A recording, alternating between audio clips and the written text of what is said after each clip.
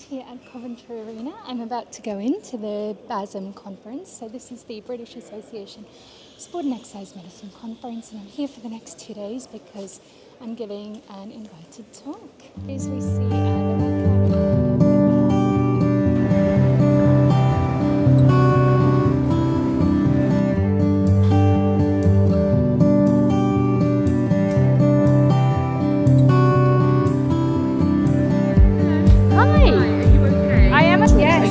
today or tomorrow? Tomorrow, fine. Yes. Okay.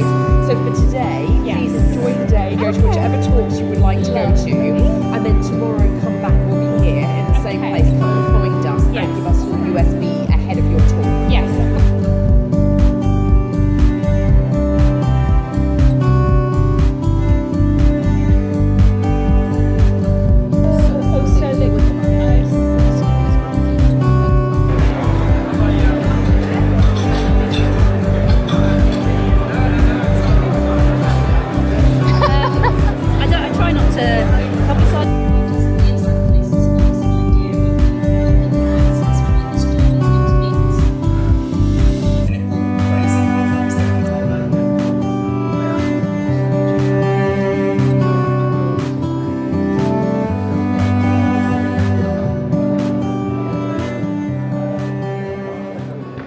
Project ACL. It's a collaborative research project between Leeds Beckett University, is kind of like the academic research partner, FIFPro, which is the International Players Union, Professional Footballers Association, which is the Players Union here in England, and then Nike.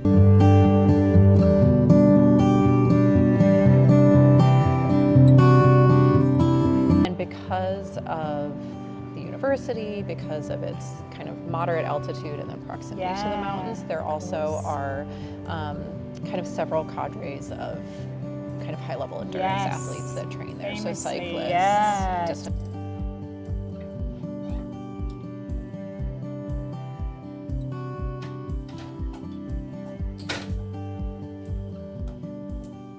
Just had my first full day at the conference, so I thought I'd give you a little bit of a debrief just to update you with where I am.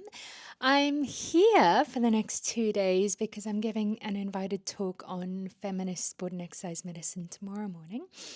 So today was just a nice day to catch up with everyone and to have a look at some of the other presentations. And I wanted to take you along on this vlog to show you what a conference experience was like and what the BASEM conference is all about in particular. So this is conferencing from my perspective. Just a little bit about what the conference is about. So translating research into practice is the conference theme this year. And it's been really interesting to see conference themes develop over the years, and it does seem to me that there are some themes that come back year after year. And bridging the gap, knowledge translation has been a strong theme for at least 10 years now, I'd say. So a couple of things that are on the program this year: concussion, a perennial topic, pediatric sport and exercise medicine, exercise for all ages, data seems to be something that we're talking about a lot, performance optimization. We're also seeing topics on musculoskeletal injury and injectables. Quite a few panel discussions from various groups of people, so women in sports medicine or chief medical officers and so on, a few discussions around that. And then female athlete health seems to be the big one that we're seeing at the moment at sport and exercise medicine conferences.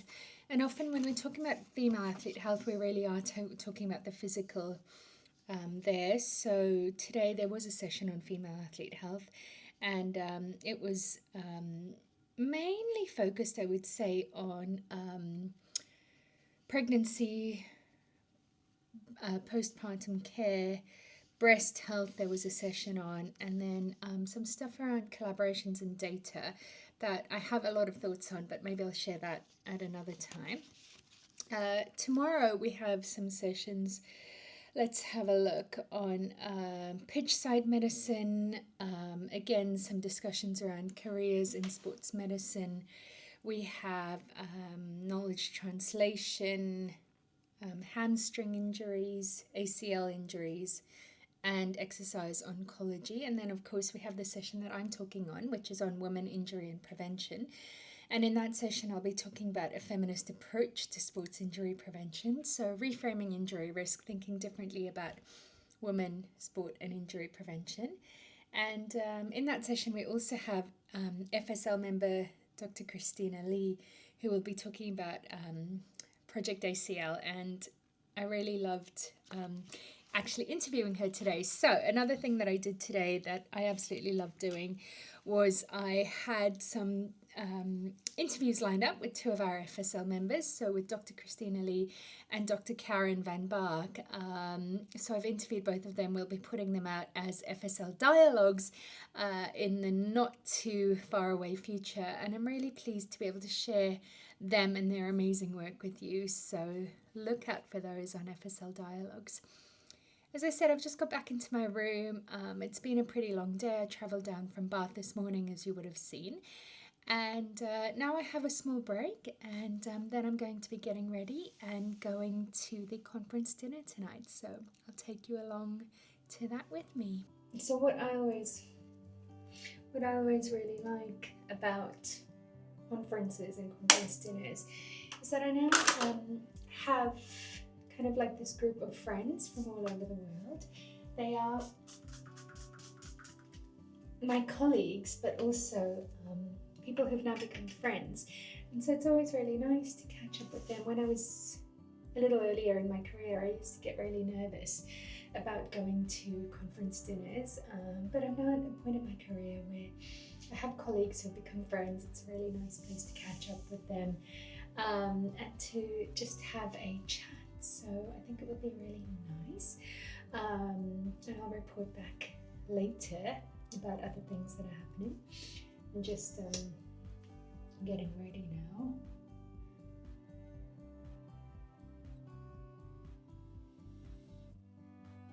I don't think this conference dinner is too fancy.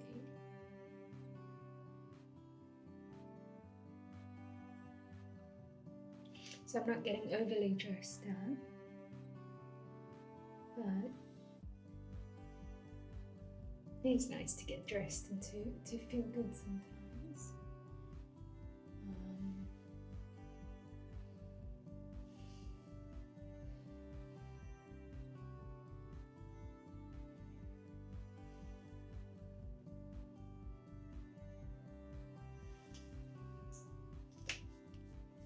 Let's go and enjoy having some dinner. Outfit of the day is a black lacy top with a black skirt and just some stockings and comfy shoes. I always wear comfy shoes for conferences nowadays.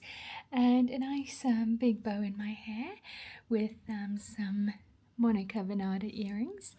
And let's go and catch up with some of my conferencing friends.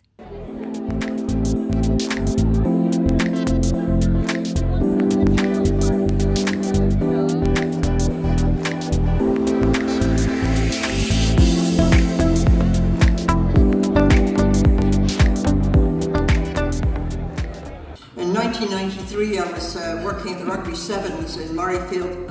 I looked it up today, that was the first Rugby Sevens tournament. And at that time, and it's nothing to do with any of the rugby doctors here, they're not responsible, I take it all back, women were not allowed to stand on the hallowed grass. It might shrivel up and die if a woman stood on it. So all the male doctors and the male physios were allowed to go pitch side. The women had to sit in the back room and work in the medical room at the back. Well, the Irish manager didn't quite agree with this, and he managed to persuade me to come and sit on the bench just to watch a game. And then he got one of his players to feign an injury, which the physio couldn't possibly go on for, and I would have to go on because they didn't have a doctor. So he set it all up, and at the face of the SRU officials, an absolute aghast, and the groundsman just, I thought he was going to have a fit. And a certain guy called Professor Donald MacLeod, who some people may have heard of, some people may have his medal. Donald MacLeod was sitting there with a big grimacely smile going, "Well done, Jane." So thank you very much. And for me, it's back to drawing and painting and following Lady Bannister's footsteps until I grow up and get a proper job.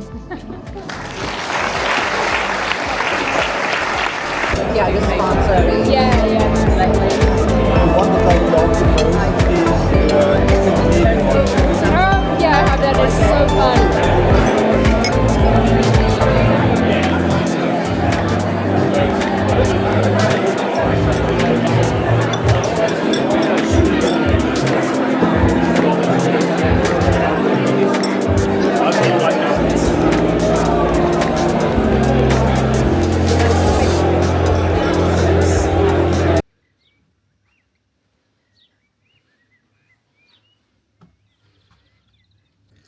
Good morning, everyone. So I've woken up day 2 at the conference today. Look at my view.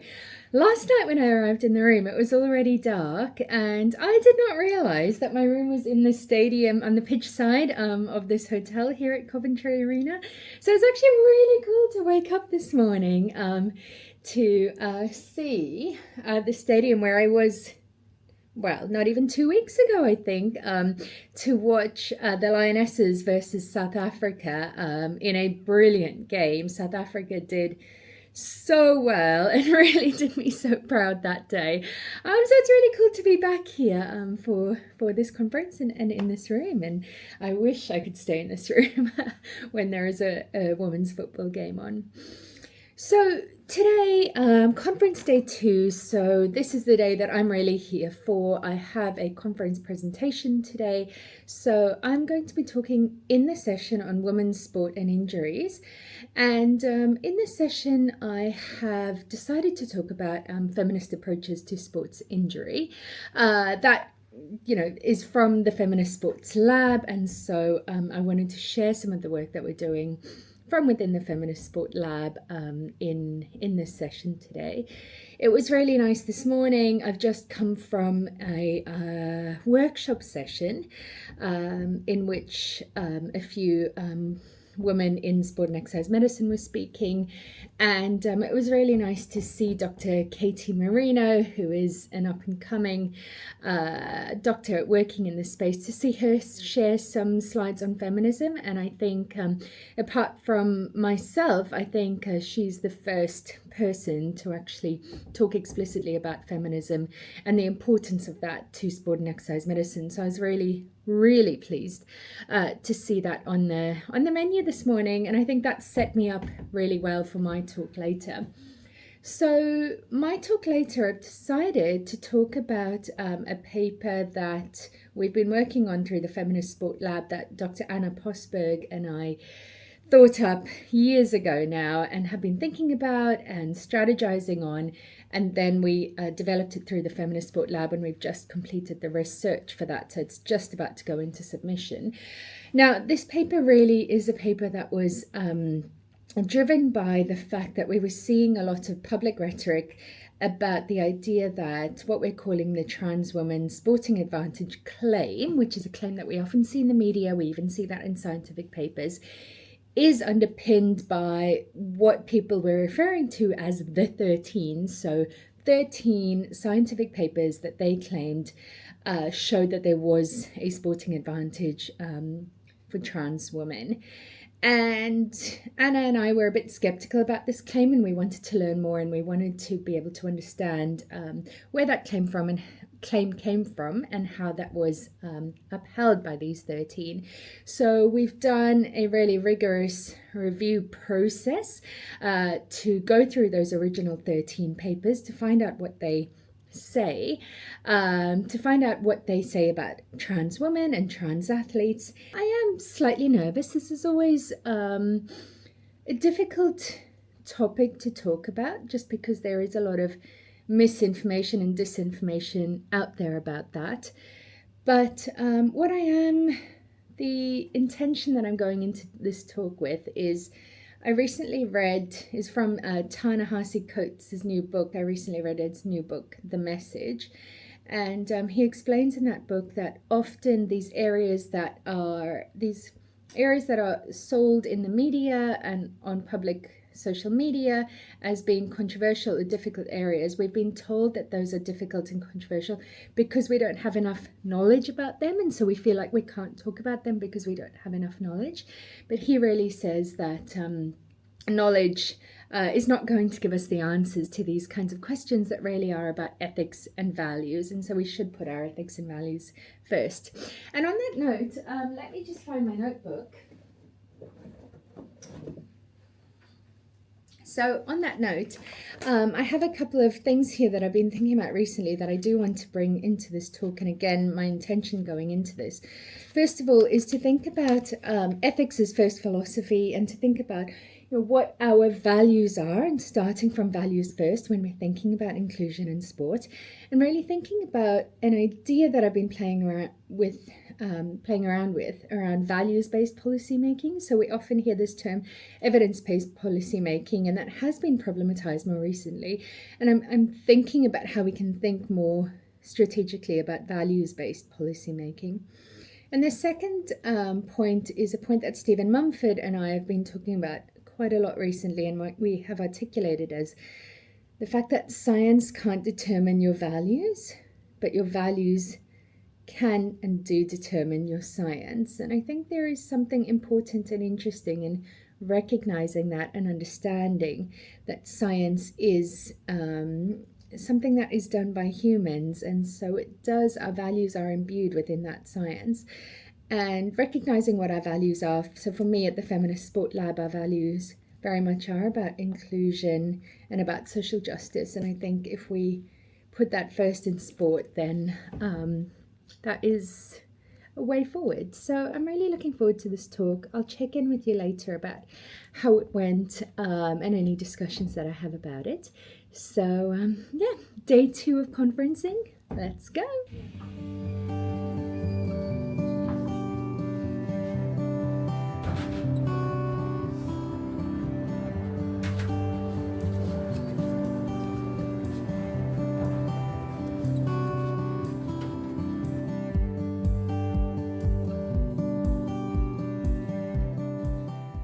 I've just arrived in the room that I'm doing my presentation in this morning. So women's sport and injury prevention is this session.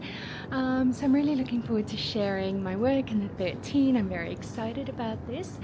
And I'm keen to see what kind of feedback and comments I get about our work with the FSL. So I'll check in with you all later. Round of applause to welcome Dr. Rebecca. It's so lovely to be here, and thank you, Katie, for inviting me. It's such a privilege. Thank you so much for coming to this session on women and sports and injuries. I think it is something that obviously we're seeing so much research in nowadays, and I'm really pleased that we have more of this work happening. So I'm really excited to present today on behalf of an amazing team who I've been working with quite closely for the last year. And this is about a project that we've been thinking about and working on for nearly 2 years now at this point. And specifically, this project is looking to critically review and interrogate the scientific knowledge basis of the claim that trans women maintain an unfair sporting advantage even after gender-affirming hormonal therapy. A review of the 13 studies found that this body of research is on the whole well-conducted, diligent, helpful, and open about its own purposes, which is, importantly, mainly to study the effects of gender-affirming hormonal treatment. And it's also open about their limitations, such as population size and the composition of the study itself. So the 13, as a body of literature, give us valuable data on the safety of gender-affirming hormonal treatment and the impacts on body composition, well-being, and overall health metrics. That is what these papers are about. They are not about sport, and they are not about the metrics that we often think about when we're bringing to sport. The science is actually incredibly supportive of trans people and transgender women, particularly when it comes to gender-affirming hormonal care. So ultimately, we reject this transgender women's sporting advantage claim, and by extension, the claim of trans athlete bans.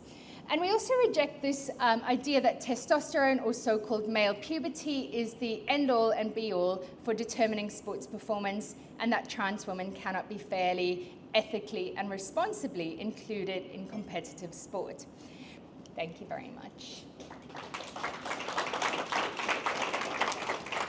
And then zoom out a little bit at the end and talk bigger picture. So Project ACL is a collaborative research project between Leeds Beckett University. Bye-bye, commentary. I'm home after a successful BASEM conference and then a cheeky little weekend in London afterwards. And I'm home now, some lovely hot chocolate, and I thought I would just share a few final thoughts about my time at BASEM.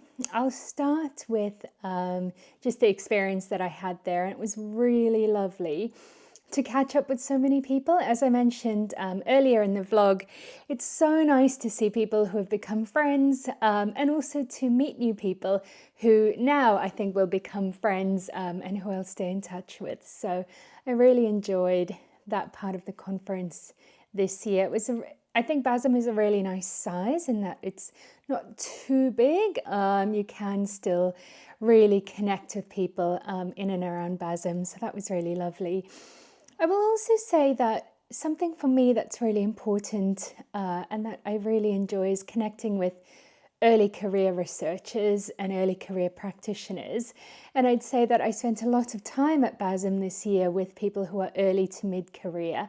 And it's really nice to see the passion that they bring into the space, the new and innovative thinking that they're bringing into sport and exercise medicine, broadening our horizons in terms of what we think is relevant and what sport and exercise medicine is.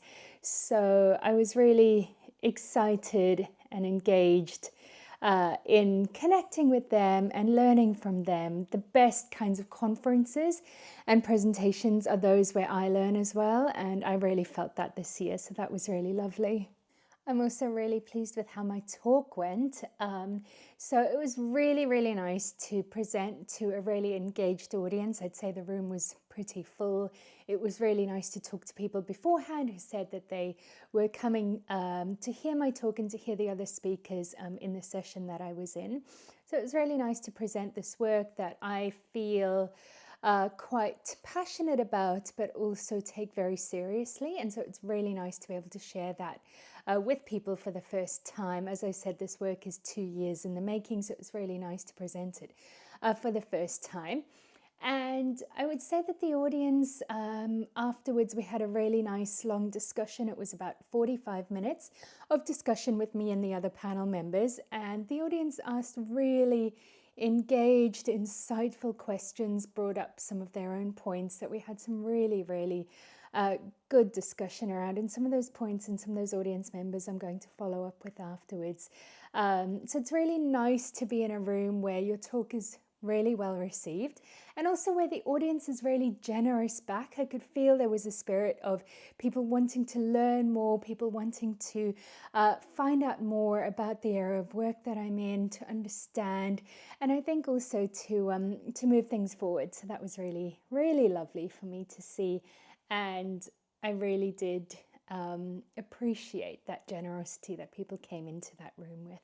So on the whole, for me, this conference was a really valuable experience. I really enjoyed meeting people from all around the world, and I'm really looking forward to taking the things that I've learned back into the work with me, thinking about that more, pondering about things more, and really engaging deeply with the ideas. I think that's something that I'd love to see much more of in sports medicine, is a really deep thinking and engagement with the big ideas and the big picture questions in sports medicine. It can be very tempting for us to always get smaller and smaller and more niche within sports medicine. I think particularly because a lot of our work focuses on the elite level, where we're always working more and more towards those marginal gains. But as I said in my talk at the conference, I think we can also and should also think about the big picture blue skies questions around sport and exercise medicine, sports science,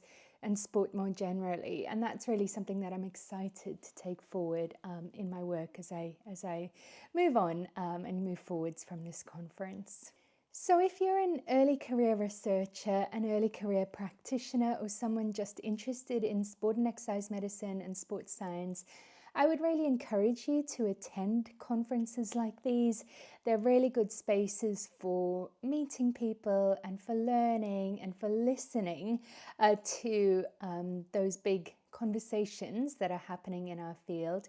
And I often find conferences to be really welcoming spaces. We have to be very honest with ourselves that they're not always welcoming for everybody, but I do see that there is a new generation of people in this space who are working to change things and who are shaping things in different ways to create spaces that are safe and inclusive and welcoming for everybody. So I think that's a really positive development. I hope that that's something that I'm part of. And as I said, it's just always so nice to connect with new people and new people who are willing to do things, I think, differently and think about our old problems in new ways. So thank you so much for joining me in this vlog and in this conference experience. It was so nice to take you behind the scenes and to give you a little bit of a glimpse of what a sport and exercise medicine conference is truly like. I think we don't often get to see that. And I've really had fun vlogging my way through this, so I hope to do this more for the future. So if you enjoyed this, please like and subscribe below, and do leave me a comment if you have any questions or if there's something more that you'd like to see in the future. So that's all for now, and I'll see you again in the next one.